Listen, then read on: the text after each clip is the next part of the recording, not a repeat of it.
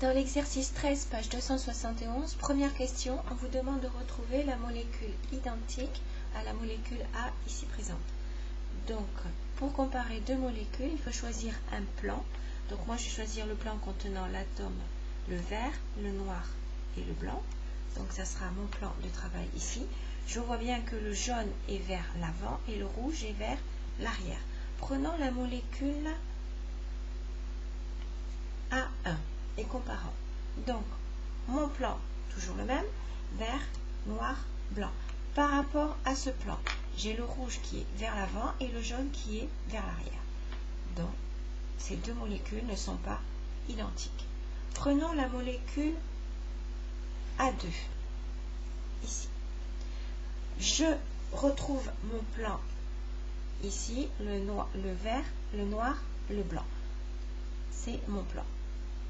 Mais ici, le plan qui contient les mêmes atomes est tourné vers la gauche, alors qu'ici, avec le blanc, c'est vers la droite. Donc, je vais prendre ma molécule de façon à positionner mon plan avec le blanc dans le même sens que celui de ma molécule de départ. Donc, je tourne ma molécule. Bien sûr, tout ce qui était devant passe derrière, tout ce qui était derrière passe devant. Je retrouve mon plan. Le vert, le noir, le blanc. Du coup, le jaune est vers l'avant comme la molécule de départ. Le rouge est vers l'arrière comme la molécule de départ. Donc, A et A2 sont deux molécules identiques. Pour la question B, on vous demande de retrouver l'énantiomère de la molécule de départ. On n'a pas de modèle moléculaire ici. On doit partir de la représentation de Cram. Alors, on prend notre molécule B et on prend la molécule B1.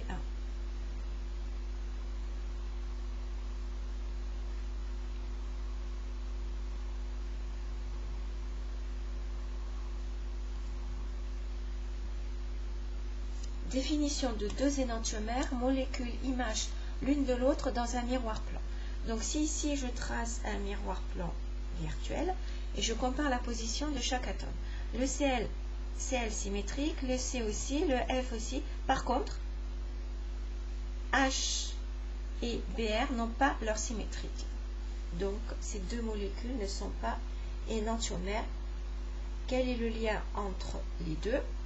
Tout simplement pour pouvoir les comparer, j'ai choisi mon plan d'étude contenant l'atome Cl, C et F. Ici, j'ai le même plan, seulement le F est vers la gauche, la droite ici, alors qu'il est vers la gauche. Donc, pour avoir le plan choisi arbitrairement dans le même sens, je vais prendre la molécule et je vais la retourner. Du coup, j'ai toujours Cl, C et F qui sont dans le même plan, mais tout ce qui était devant passe derrière. Du coup, mon Br passe devant et mon H passe derrière. Au résultat, B et B1 sont des molécules identiques. Donc, on passe à B2. Cl, C, H, Br, F. Je cherche un énantiomère, toujours pareil. Je trace mon plan de symétrie imaginaire et je vois que cette fois-ci, chaque atome a son symétrique par rapport au plan de symétrie. Donc, B et B2 sont images l'un de l'autre dans un miroir, ce sont donc des énantiomères. Pour la question 3, on nous donne une molécule de départ et on nous demande de trouver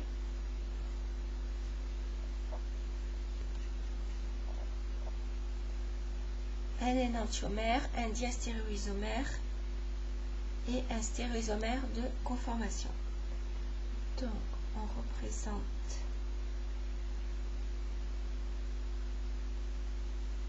notre molécule. Prenons C1. Quel est le lien entre ces deux molécules?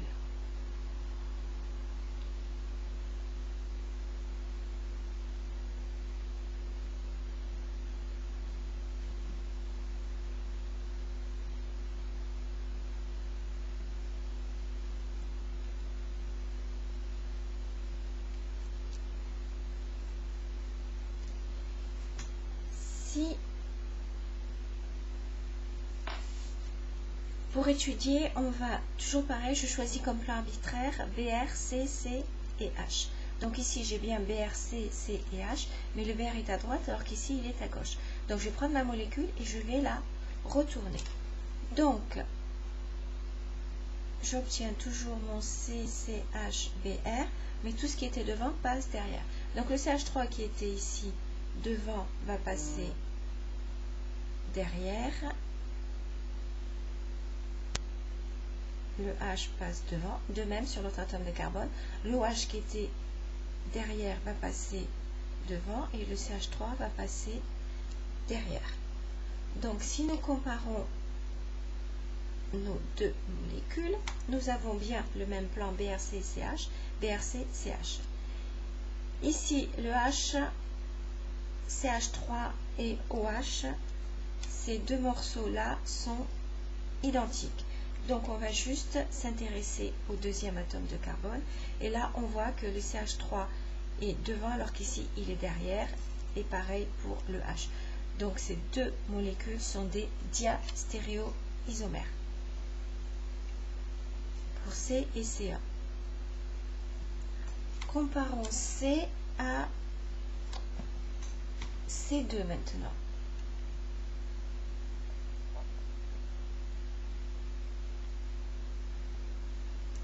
C2.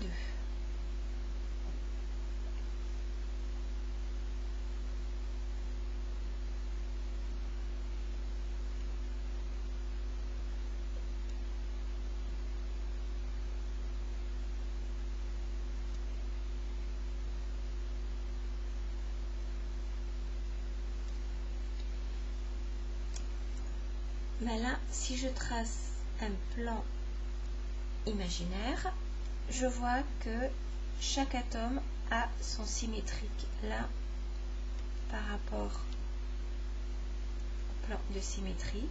Donc, C et C2 sont images l'une de l'autre dans un miroir plan. Ce sont donc des énantiomères. Donc, on a trouvé l'énantiomère, le diastéréoisomère, et il ne nous reste plus qu'à trouver le conformère. Donc, logiquement, ça doit être C3. Alors, C, C, H, H3,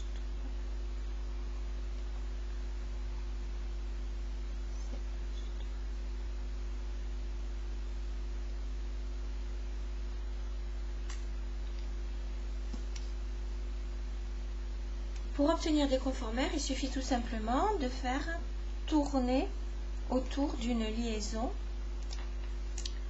carbone-carbone. Donc ici, pourquoi ici? Tout simplement, on se rend compte que cette partie de la molécule est identique. Donc on travaille seulement sur le carbone qui est à gauche.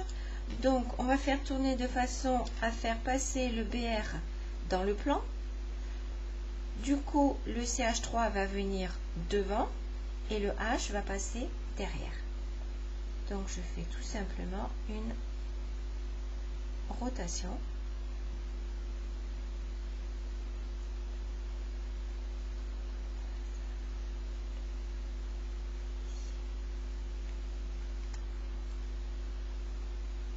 Donc concrètement, il suffit juste de faire tourner vos substituants. Le BR vient là et le CH3 vient là. Et on retrouve ici, l'atome n'a pas changé, la répartition autour de l'atome n'a pas changé. Et ici, les deux sont identiques. Donc on a bien C et C3 qui sont identiques, ce sont des conformères.